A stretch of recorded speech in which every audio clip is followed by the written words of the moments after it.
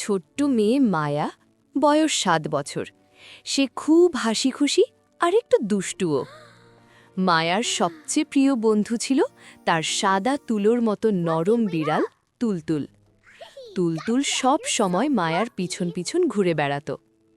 একদিন বিকেলে মায়া ভাবল, আজ আমি কেক বানাবো। মা তখন অন্য ঘরে কাজ করছিলেন। মায়া চুপি চুপি রান্নাঘরে ঢুকে গেল। তুলতুলও ধীরে ধীরে তার পিছনে ঢুকে পড়ল। মায়া বলল, তুলতুল, আজ আমরা শেফ। তুলতুল মিয়াও করে যেন বলল, ঠিক আছে। মায়া একটি বাটিতে ময়দা ঢালল, তারপর ডিম ভাঙতে গেল, কিন্তু ডুস, ডিমটা হাত থেকে পড়ে গেল। তুলতুল কৌতূহল নিয়ে সামনে এগিয়ে এলো। হঠাৎ তার লেজ ময়দার বাটিতে ঢুকে গেল। ফুস, ময়দা উড়ে গিয়ে মায়ার মুখে, টেবিলে আর মেঝেতে পড়ে গেল। মায়া হাসতে হাসতে বলল, ওরে তুলতুল, তুমি তো ময়দার ভূত। তুলতুল আবার দৌড় দিল।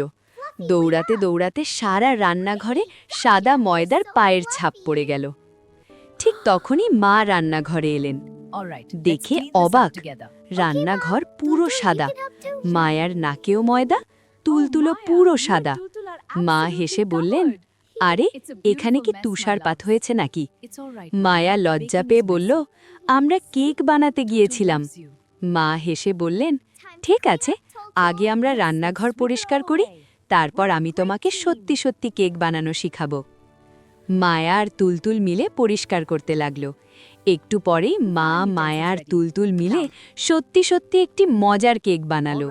সেদিন সবাই অনেক হাসল।